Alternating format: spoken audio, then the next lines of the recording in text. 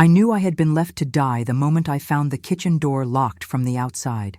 Not barred by accident, not jammed by the salt wind that battered Grenmouth Hall day and night, but deliberately secured with the heavy iron bolt that could only be fastened from the courtyard. I had spent 3 days believing Lady Cordelia would send word, that the carriage would return, that someone would remember the lady's maid who had served the Ashford family since she was 16 years old. But standing there in the cold scullery with my palm pressed against unyielding wood, I understood the truth. I had not been forgotten. I had been erased. The morning she left, Lady Cordelia had spoken to me only once. She stood in the entrance hall, wrapped in her traveling cloak, her face pale and drawn beneath the brim of her hat, and told me to remain at the manor until further instruction. Her voice had trembled, though I could not say if it was from fear or guilt. The footman carried her trunks to the carriage. The housekeeper, Mrs. Violet, followed without a backward glance. The cook, the scullery maid, the grooms, all of them filed out into the grey dawn like mourners leaving a wake. And then the wheels clattered over gravel, and the sound faded into the crash of distant waves, and I was alone. I told myself it was temporary. Ladies of standing did not abandon their homes without reason, and Lady Cordelia, for all her nervous disposition, had always been kind to me. I cleaned the parlor, I dusted the library, I made tea in a kitchen that smelled of damp stone and old herbs, and I waited. But no letter came, no messenger arrived, and on the 3rd night, when I heard the bolt slide into place outside the kitchen door, I finally accepted what I should have known from the beginning. Someone wanted me trapped here. Grenmouth Hall was not a welcoming place, even when it had been full of servants and life. Built on the cliffs overlooking the North Sea, it was a sprawling structure of grey stone and narrow windows, battered by wind and salt spray until the walls seemed to weep. The east wing had been closed for years, ever since the old baronet died, under circumstances no one would discuss in my presence. The west wing, where Lady Cordelia had kept her rooms, still held the faint scent of lavender and candle wax, but it felt hollow now, like a stage after the actors have gone. I moved through the halls with a candle in hand, my footsteps echoing on bare floors, and I tried not to think about how far I was from the nearest village or how long the food in the pantry might last. It was on the 4th night that I first saw him. I had been sitting in the small parlor off the kitchen, mending a torn hem by the light of the fire, when the air grew suddenly cold, not the ordinary chill of a draughty manor, but a cold that sank into my bones and made my breath fog in front of my face. The candle on the table beside me flickered, and I looked up to see a figure standing in the doorway. He was not solid.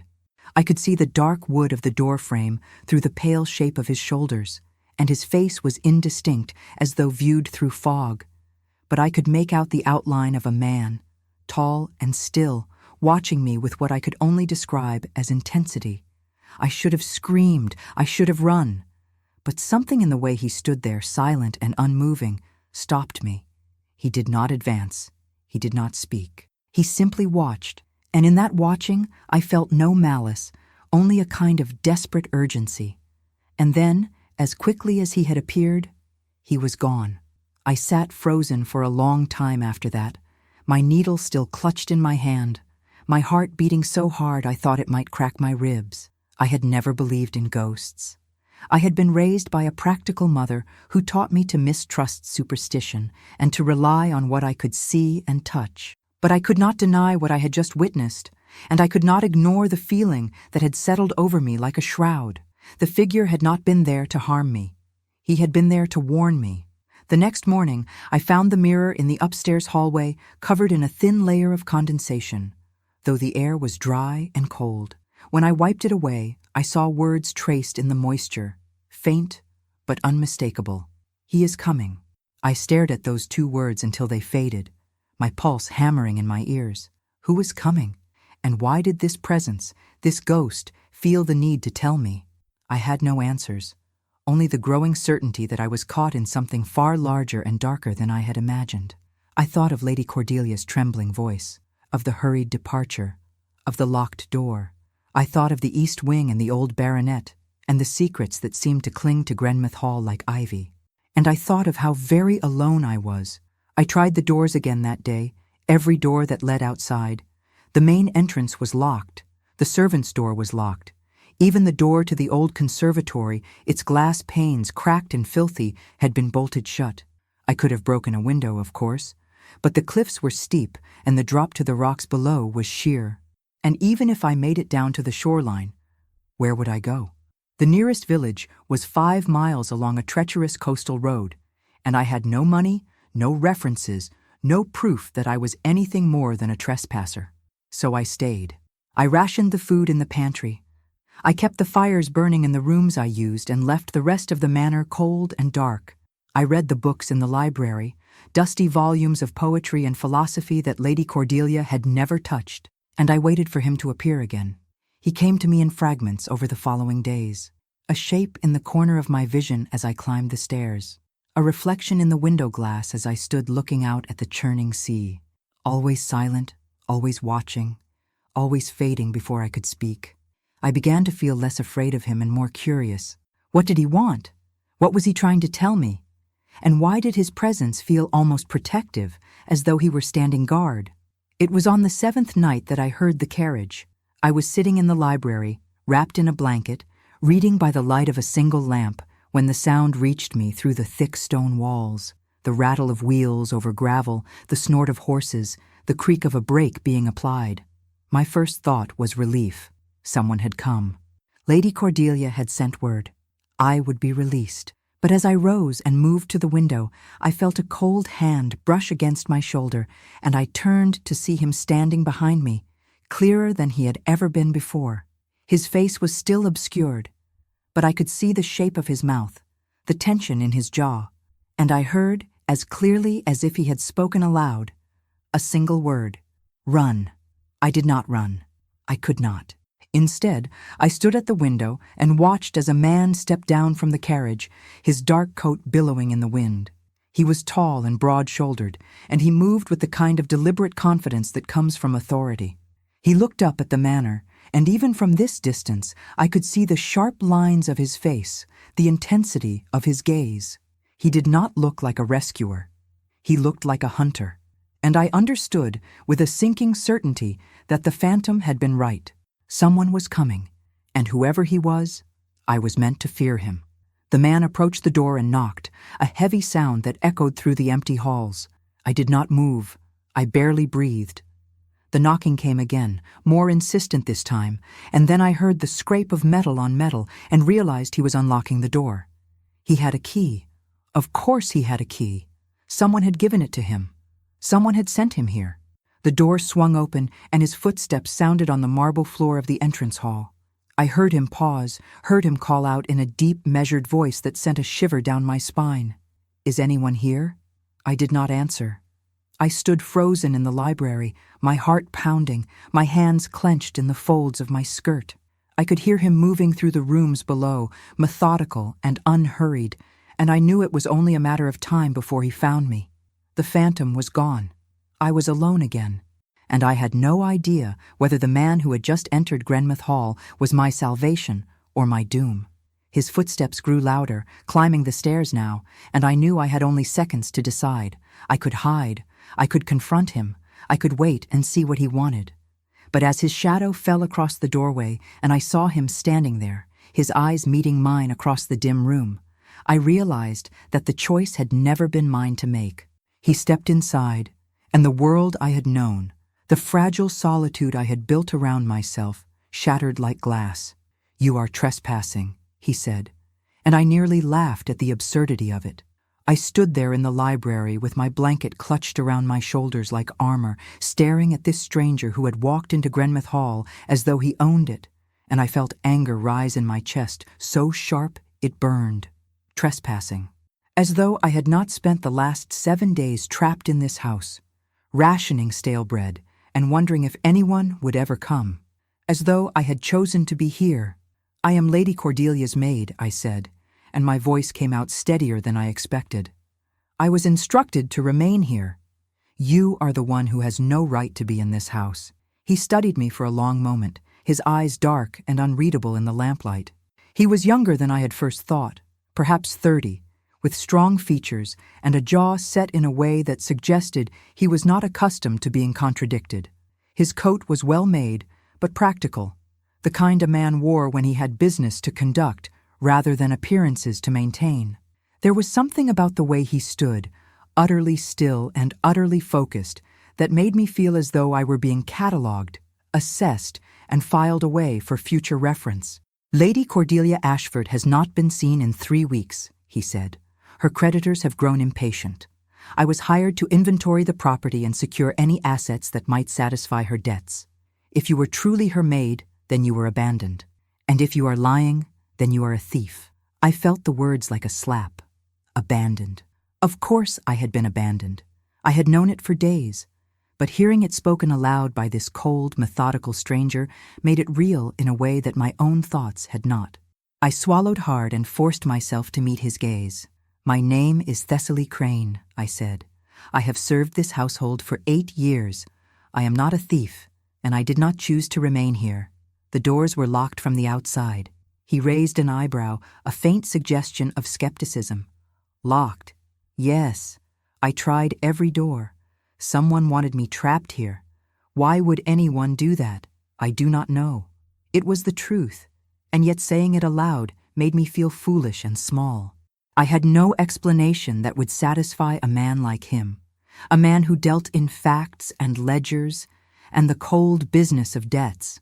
How could I tell him about the phantom in the doorway, the warning traced in condensation, the feeling that I was being protected and threatened in equal measure? He would think me mad, or worse, he would think me a liar. He walked past me then, his gaze sweeping over the books on the shelves, the cold fireplace, the cup of tea I had left on the table hours ago. He moved like a man conducting an inspection, noting every detail, and I felt a flicker of resentment at the way he seemed to take ownership of the space simply by being in it. "How long have you been alone here?" he asked without looking at me. 7 days. "And you have survived on what?" "The pantry." There was enough. He turned back to me, and I saw something shift in his expression. A faint softening that might have been surprise or pity. 7 days alone in a house this size. "You must have been terrified." "I was not terrified," I said, though it was a lie. I was waiting. For what? For someone to remember me. The words hung in the air between us, and I hated how vulnerable they made me sound. I hated that he was standing there in his fine coat with his hired authority, looking at me as though I were a problem to be solved. And I hated most of all that I felt a strange pull toward him, a curiosity that had nothing to do with fear and everything to do with the way he seemed to fill the room simply by existing in it. He sighed and ran a hand through his dark hair, and for the first time I saw a flicker of something other than cold professionalism. He looked tired. "My name is Gideon Locke," he said. "I am a private investigator, hired by the estate's creditors to assess the property. I did not expect to find anyone here, and I certainly did not expect to find a woman locked inside like a prisoner." "Then you believe me." "I believe that you are here, and that you have been here alone for some time. Whether you were abandoned, or whether you have your own reasons for staying, I do not yet know. But I intend to find out." There was a warning in his tone, but also something else. A kind of determination that suggested he was not a man who left questions unanswered. I should have been afraid of him. I should have demanded that he leave, that he unlock the doors and let me go. But instead, I found myself studying him the way he had studied me, taking in the sharp intelligence in his eyes, the tension in his shoulders, the way he seemed to carry the weight of something unspoken. "Why would Lady Cordelia leave so suddenly?" I asked. "Was she in danger?" He hesitated, and I saw the calculation behind his eyes. He was deciding what to tell me, how much I could be trusted. Finally, he spoke. Lady Cordelia's finances were in ruin. Her late husband left her with debts she could not pay, and she had been selling off pieces of the estate for months. When the creditors began demanding payment in full, she disappeared. Some believe she fled the country.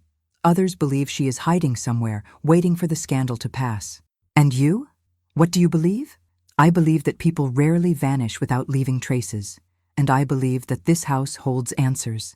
He crossed to the window and looked out at the dark sea, his hands clasped behind his back. I watched him. This stranger who had walked into my isolation and turned it into something else entirely, and I felt a strange mixture of gratitude and unease. He had not come to rescue me. He had come to dismantle the only home I had known, and yet his presence, solid and real in a way the phantoms could never be, made me feel less alone than I had in days. "Have you seen anything unusual here?" he asked, still facing the window. "Heard anything?" I thought of the figure in the doorway, the words on the mirror, the cold hand on my shoulder.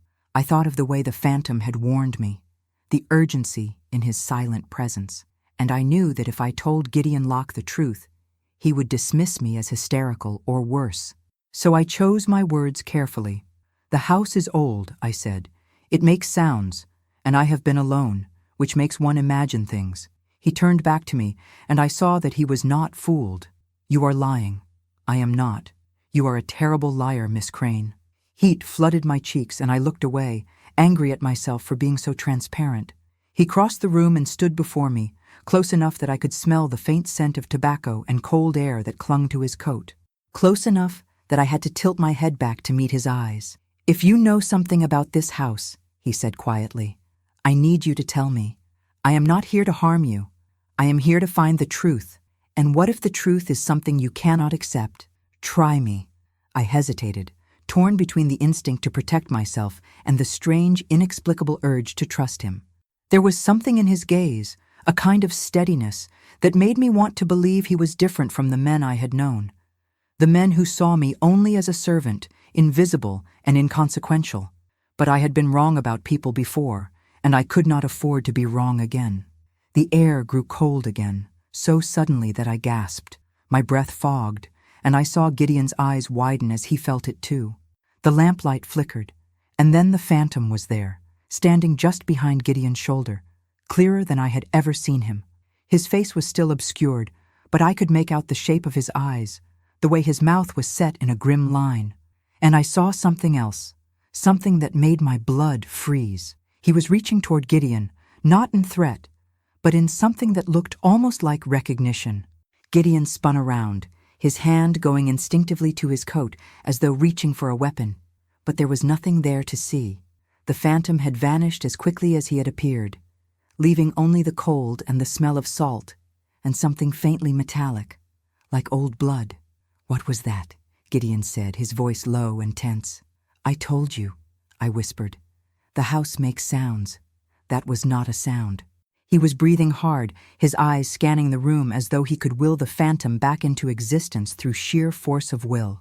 I watched him, saw the way his hands trembled just slightly before he clenched them into fists, and I realized that whatever Gideon Locke had expected to find at Grenmouth Hall, it was not this. "You saw him," I said. "Did you not?" "I saw nothing. I felt something." "He is here," I said, and once I started speaking, I could not stop. "He has been here since I was left alone. He does not harm me. He warns me. He told me you were coming." Gideon turned to me slowly, his face pale in the lamplight. "Warned you?" "Yes. He wrote it on a mirror. He is coming. And then you arrived." He stared at me for a long moment, and I could see the struggle behind his eyes, the rational mind trying to reconcile what he had felt with what he believed possible. Finally he spoke, and his voice was quiet, almost gentle. "Do you know who he is? This presence?" "No. But I think he knows this house, and I think he knows why I was left here." Gideon ran a hand over his face, and when he looked at me again, I saw that something had shifted. The skepticism was still there, but it was tempered now by something else. Belief, perhaps, or at least the willingness to entertain the possibility that I was not mad. "Then we need to find out," he said. "Because if someone went to the trouble of trapping you here, and if this phantom is trying to protect you, then there is something in Grenmouth Hall that someone desperately wants to remain hidden. And just like that, without meaning to, I had become his ally." "The East Wing has been sealed for 15 years, Gideon said, and I felt my stomach drop. We were standing in the entrance hall as dawn broke over the cliffs, gray light filtering through the tall windows and painting everything in shades of ash and silver. Gideon had spent the night in one of the guest rooms, though I doubted he had slept any more than I had.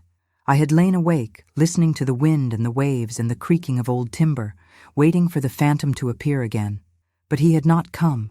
It was as though he had delivered his warning and now waited to see what we would do with it. Gideon had brought files with him, documents and correspondence related to the Ashford estate, and he had spread them across the library table like pieces of a puzzle. I watched as he traced his finger over a letter dated nearly 2 decades past, his brow furrowed in concentration. "Who sealed it?" I asked. "And why?" "The old baronet, Sir Matthias Ashford, Lady Cordelia's father-in-law. He died shortly after giving the order, and no one has entered that wing since. The servants were forbidden to speak of it." I thought of the east wing, that dark corridor I had passed countless times without ever venturing down it. The heavy oak door at its entrance was always locked, the air around it somehow colder than the rest of the house. I had asked Mrs. Violet about it once, years ago, and she had given me such a sharp look that I never asked again. "What happened there?" I said quietly. Gideon looked up at me, and I saw something in his eyes that might have been reluctance. According to the records, Sir Matthias's wife, Lady Evangeline, died there. The official cause was fever, but there were rumors, whispers of something else. What kind of whispers? He hesitated, then closed the file and met my gaze directly. That she was murdered, that Sir Matthias discovered her with another man and killed them both in a rage. But nothing was ever proven, and the baronet used his influence to bury the scandal. He sealed the wing, dismissed half the staff, and forbade anyone from speaking of it again. 6 months later, he was dead himself. A fall down the stairs, they said, though some claimed he threw himself. A chill ran through me that had nothing to do with the cold. I thought of the phantom, the way he had reached toward Gideon with something that looked like recognition. I thought of the urgency in his presence, the warnings, and I thought of Lady Evangeline, dead for 15 years, her story silenced and sealed away. "You think the phantom is connected to this?" I said. "I think that if someone wanted to hide you here, it was for a reason, and I think that reason is behind that locked door. We need to open it." Gideon looked at me for a long moment, and I saw respect flicker in his eyes, as though he had not expected me to suggest it. "Yes, we do." He had tools in his carriage, instruments for prying and lock-picking that spoke to a side of his profession I had not considered. As he worked on the heavy lock, I stood beside him with a lamp in hand, my heart beating so hard I could feel it in my throat. The corridor seemed to grow darker as we stood there, as though the shadows were gathering in anticipation, and I felt the cold again, that bone-deep cold that signaled the phantom's presence. "He is here," I whispered. "I know," Gideon said, his voice steady. "Let him watch." The lock gave with a sound like a sigh, and Gideon pushed the door open. The air that rushed out was stale and thick with dust, smelling of mildew, and something faintly sweet that made my stomach turn. Gideon took the lamp from my hand and stepped inside, and after a moment's hesitation, I followed. The east wing was like stepping into a tomb. Furniture stood shrouded in white sheets, ghostly shapes in the lamplight. Portraits hung on the walls, their subjects staring down at us with painted eyes that seemed to follow our movements. The floor was covered in a thick layer of dust, undisturbed for years, and our footsteps left clear tracks as we walked. It was utterly silent. Even the sound of the sea seemed muted here, as though the wing existed in its own separate world. Gideon moved methodically from room to room, lifting sheets and examining the contents beneath. A music room with a pianoforte that looked as though it had not been played in decades. A sitting room with chairs arranged around a cold fireplace. A study with books lining the walls and papers scattered across the desk as though someone had left in the middle of working. But it was the bedroom at the end of the hall that made us both stop. The door was ajar, and when Gideon pushed it open, I saw what had been hidden for 15 years.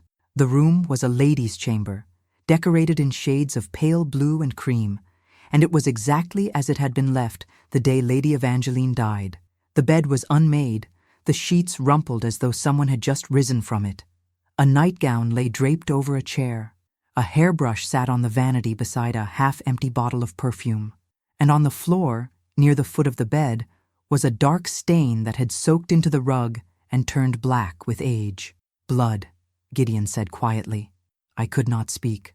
I stood in the doorway staring at that stain, at the evidence of violence that had been locked away and forgotten, and I felt a wave of sorrow so strong it nearly brought me to my knees. This was where she had died. This was where Lady Evangeline's life had ended, and no one had cared enough to give her justice or even to clean away the traces of her death. Gideon knelt beside the stain, his face grim. There was a struggle here. You can see where the rug is torn, where furniture was overturned and then righted. This was not a fever.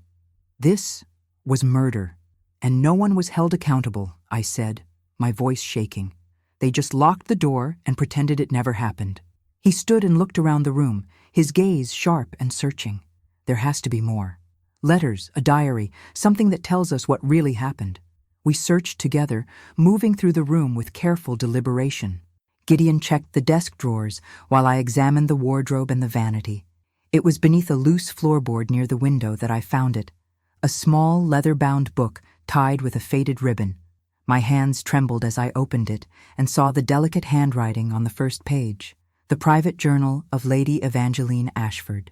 Gideon came to stand beside me, reading over my shoulder as I turned the pages.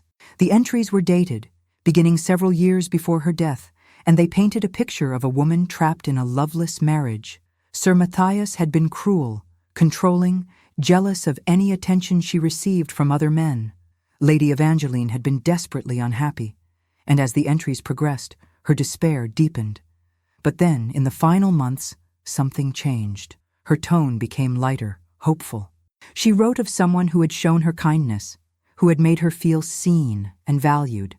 She never named him, referring to him only as her dear friend, but it was clear that she had fallen in love. The last entry was dated the day before her death, and the words made my blood run cold. He knows. Matthias knows about us.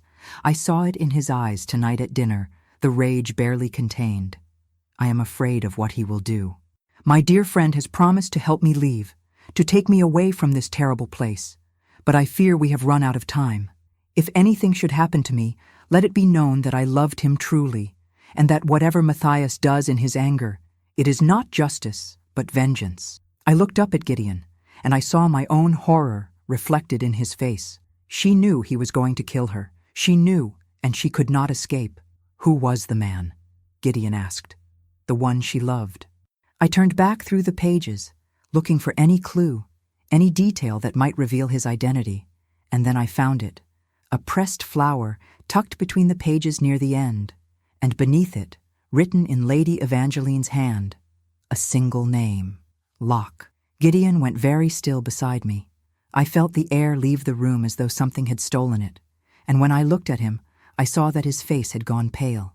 That is your name, I said, barely able to force the words out. It was my grandfather's name, he said, his voice hoarse. Samuel Locke. He worked here, at Grenmouth Hall. He was the estate manager. The pieces began to fall into place, a terrible pattern forming in my mind. Your grandfather. He was the man Lady Evangeline loved. Gideon turned away from me, his shoulders tense. I knew he had worked here. I knew he left suddenly and never spoke of this place. But he never told me why. He never told me about her. Because Sir Matthias killed her, I said softly. And your grandfather could not save her, or could not prove what had happened. Gideon's voice was rough with emotion. He must have known the truth, but without evidence, without witnesses, what could he do? Matthias was a baronet, a man of power and influence. My grandfather was just a servant. I thought of the phantom, the way he had appeared to warn me, the way he had reached toward Gideon as though recognizing him, and I understood then, with perfect clarity. The phantom was not Lady Evangeline. It was Samuel Locke, Gideon's grandfather, still bound to this house, still trying to protect the woman he had loved and failed to save, still trying to warn those who came after of the danger hidden within these walls. He is trying to help you, I whispered. Your grandfather. He wants you to finish what he could not. Gideon looked at me, and in his eyes I saw pain and determination in equal measure. Then we will find the proof. We will uncover what Sir Matthias buried, and we will make sure Lady Evangeline's death is not forgotten. As he spoke, the cold descended again, sharper and more intense than before, and I felt, rather than saw, the phantom's approval. We were on the right path, and whatever secrets Grenmouth Hall still held, we would unearth them together. Lady Cordelia knew, Gideon said, holding up a letter we had found hidden behind a loose panel in the study. She knew everything. We had been searching the East Wing for hours, moving from room to room with growing urgency, and the evidence we had uncovered painted a devastating picture. Sir Matthias had not acted alone in covering up his crime. He had enlisted the help of his physician, a man named Dr. Harrow, who had signed Lady Evangeline's death certificate and declared the cause to be fever. There were letters between them, carefully preserved in a locked drawer, discussing payment and silence. And there were other documents, bills of sale and property transfers, showing how Sir Matthias had systematically destroyed anyone who might have questioned the official story. Samuel Locke's name appeared on a dismissal notice dated 2 days after Lady Evangeline's death, along with a note in Sir Matthias's hand stating that the man was never to be employed in the county again. But it was the letter Gideon now held that changed everything. It was addressed to Lady Cordelia, written by Sir Matthias in the months before his own death, and it contained a confession. I killed her. I killed Evangeline in a fit of rage I cannot now comprehend. I believed she had betrayed me, and in my jealousy I struck her down. The estate manager, Locke, fled before I could silence him, but I made certain he would never be believed. I have lived with this weight for months, and it has driven me to madness. I see her face in every mirror, hear her voice in every wind. I cannot sleep. I cannot eat. I am haunted by what I have done. When I am gone, this letter will be your burden, Cordelia. You will decide whether to expose the truth or protect the family name. Choose wisely. The shame will destroy us all. Gideon's hands were shaking as he read the final lines aloud. Lady Cordelia has known the truth for years. She inherited this confession along with the estate, and she chose to keep it hidden. Because exposing it would have ruined her, I said quietly. The scandal would have destroyed what little remained of the family's reputation. She would have lost everything, so she locked it away, just as her father-in-law locked away the scene of his crime. And when the creditors began circling, when she knew the estate would be searched and inventoried, she panicked. Gideon turned to me, and I saw understanding dawn in his eyes at the same time it dawned in mine. She did not abandon you by accident, Thessaly. She left you here deliberately. She knew that if anyone came to search the house, they would find you first. A frightened, isolated woman, with no credibility, no connections. If you tried to tell them about strange occurrences or hidden secrets, they would dismiss you as hysterical. I felt sick. I had spent 8 years serving Lady Cordelia faithfully, believing she valued my loyalty, and all along I had been nothing more than a convenient scapegoat, a disposable shield between her secrets and the world. She used me, I whispered. Yes, and she locked you in to make certain you could not leave before I arrived. She wanted me to find you here, alone and unreliable, so that anything you might discover would be tainted by association with a woman of no standing. The cruelty of it took my breath away. I sank into a chair, my legs suddenly too weak to hold me, and I felt tears burn behind my eyes. I had been so careful, so obedient, so determined to be the perfect servant, and it had meant nothing. Gideon knelt before me, his face level with mine, and when he spoke, his voice was gentle. You were not abandoned because you failed. You were abandoned because you were convenient, and that says everything about her character and nothing about your worth. I looked at him, this man who had walked into my isolation as a stranger and become something far more complicated. His eyes were dark and earnest, and there was something in the way he looked at me that made my heart twist. He saw me, not as a servant, not as an obstacle, but as a person deserving of dignity and truth. It was more than Lady Cordelia had ever given me, and more than I had thought to expect from anyone. What do we do now? I asked. We finish what my grandfather started. We take this evidence to the authorities. We make certain that Lady Evangeline's story is told, and that Sir Matthias's crime is acknowledged. And Lady Cordelia will face the consequences of her choice to protect a murderer's legacy. He stood and offered me his hand, and when I took it, I felt the warmth of his palm against mine and realized how long it had been since anyone had touched me with kindness.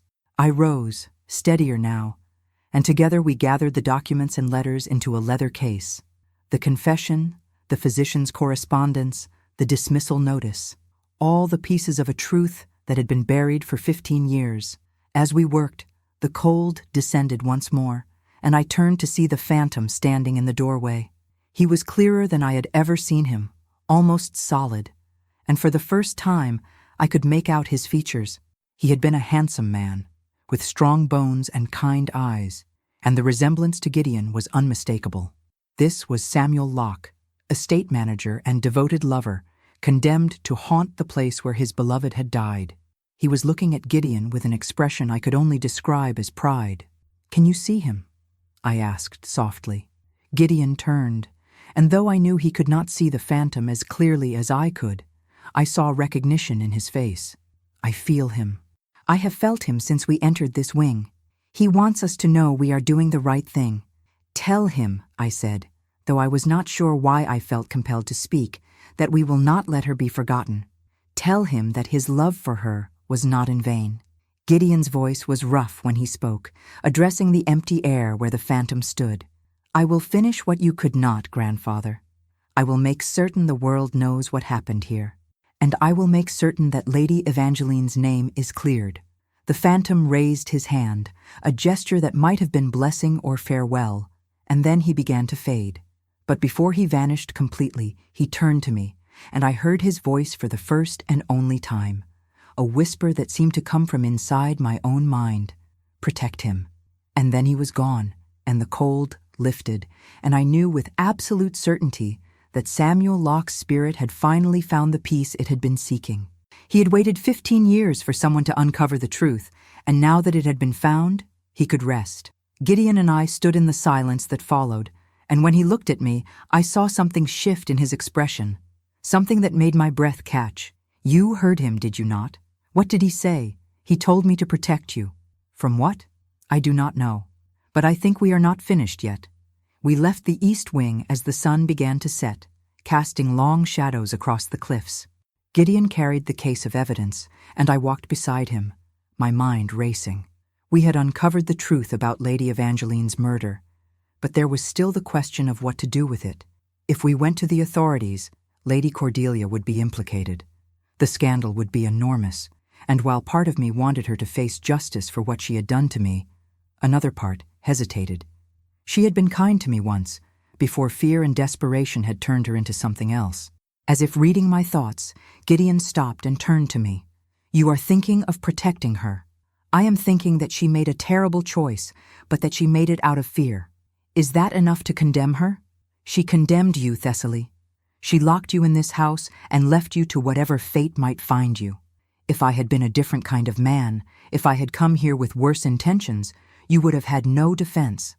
I know. But I also know what it is to be desperate and afraid. I know what it is to make choices that you regret." He studied me for a long moment, and I saw something in his eyes that might have been admiration. "You have a generous heart, more generous than she deserves, perhaps, but I would rather live with generosity than with vengeance." He reached out then, slowly, as though giving me time to pull away, and brushed a strand of hair from my face. His touch was gentle, reverent, and it sent a shiver through me that had nothing to do with the cold. "You are a remarkable woman, Thessaly Crane. I am only a maid. You are far more than that." The words hung between us, heavy with meaning, and I felt something stir in my chest that I had thought long dead. Hope, desire, the possibility of being seen and valued not for what I could do, but for who I was. I had spent so many years invisible, moving through the lives of others without leaving a mark, and here was this man looking at me as though I mattered. "What happens now?" I asked, my voice barely above a whisper. "Now we decide what justice looks like, and we decide it together." He took my hand, lacing his fingers through mine, and I felt the warmth of the connection settle into my bones. Whatever came next, I would not face it alone, and that, more than any truth we had uncovered, felt like a kind of salvation. She came back 3 days later, and I was ready for her. I stood in the entrance hall of Grenmouth Hall with Gideon beside me, watching as Lady Cordelia's carriage pulled up to the door. She stepped out slowly, her face pale and drawn beneath the brim of her traveling hat, and when she saw us waiting, she stopped. For a long moment, she simply stood there in the gray morning light, and I saw the precise instant she understood that everything had changed. "Thessaly," she said, her voice trembling. "I did not expect to find you still here." "Did you expect to find me at all?" I asked quietly.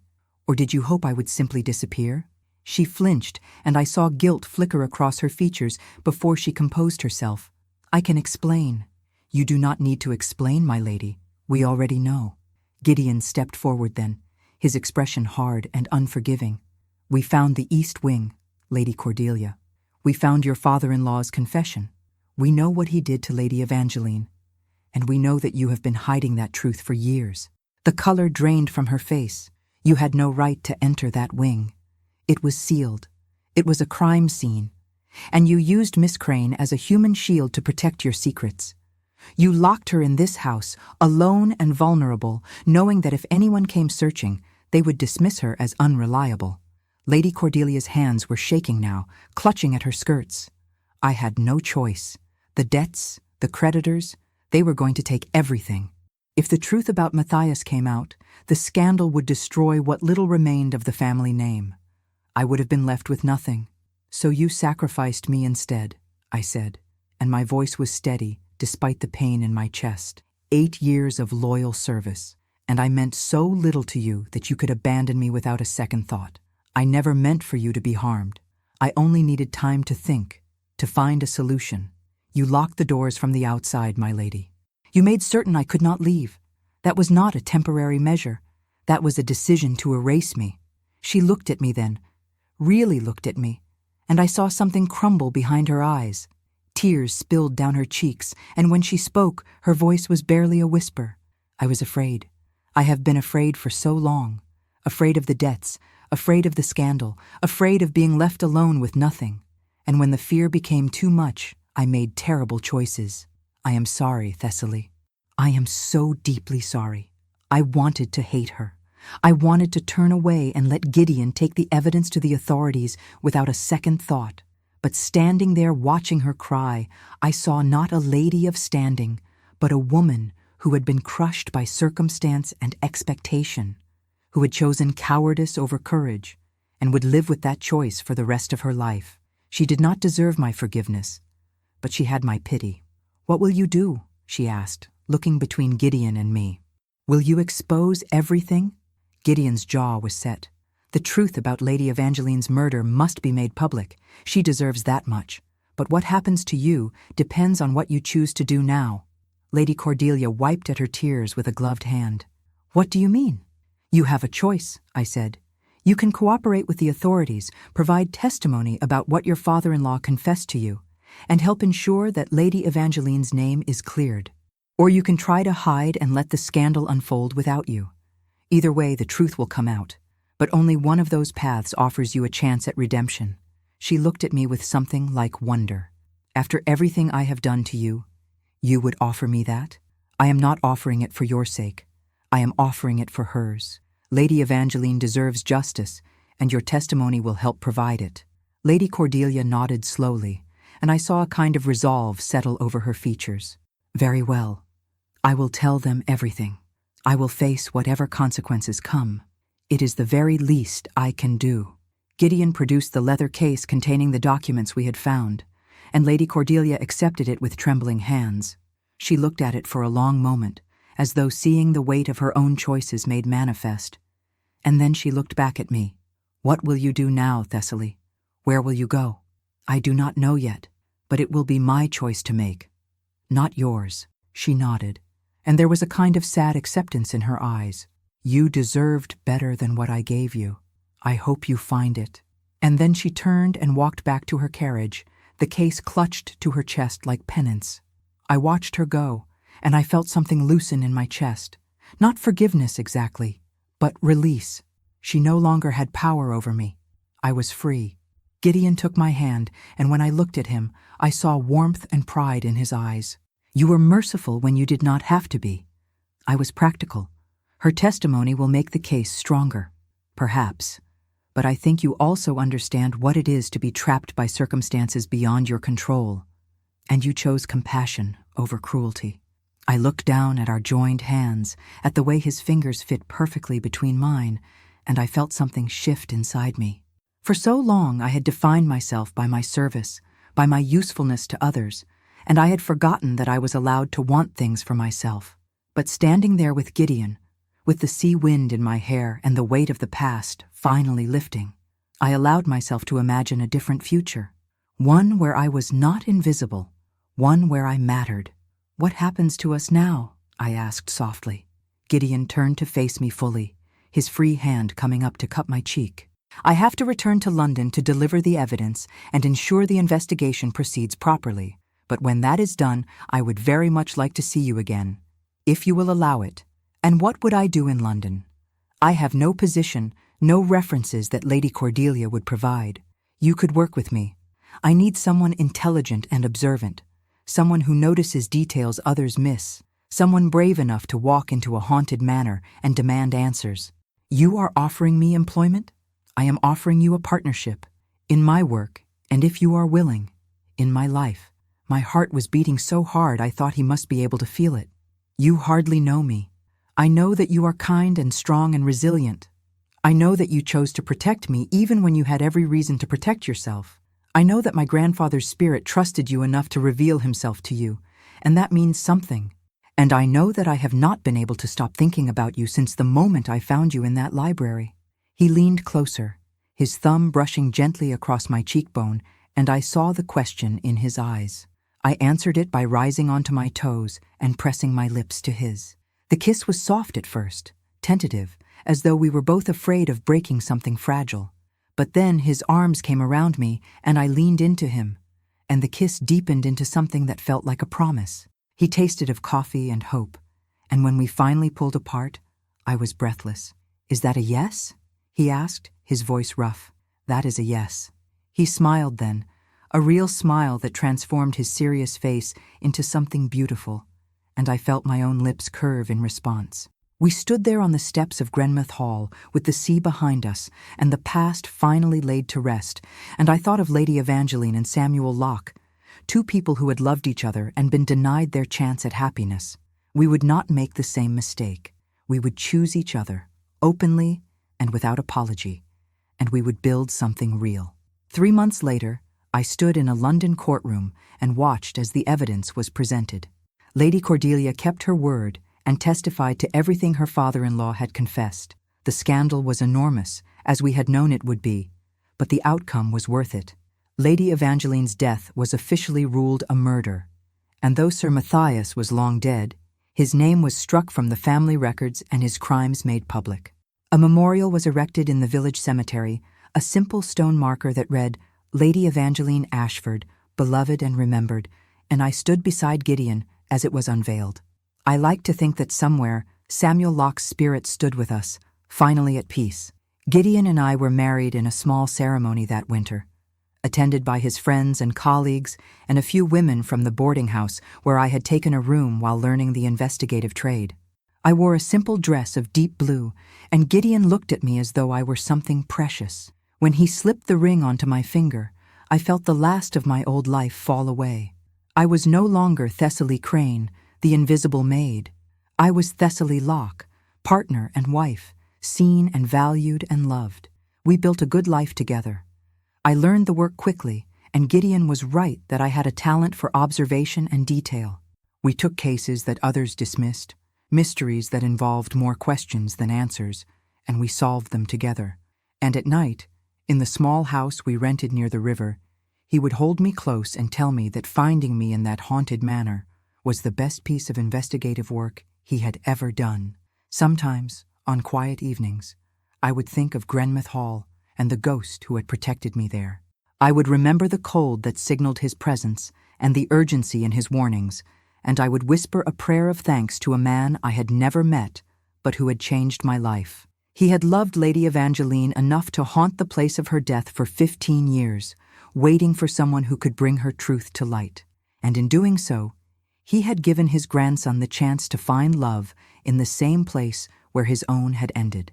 It was not the ending Samuel and Evangeline should have had, but it was perhaps the ending their story deserved, a kind of redemption earned through patience and sacrifice, delivered by two people who understood what it meant to fight for truth and love in equal measure. And as I sat beside Gideon in our parlor, his hand warm in mine and the fire crackling softly in the hearth, I knew that I had finally found what I had been searching for all those years in service to others. I had found a place where I belonged. I had found someone who saw me. I had found at last myself,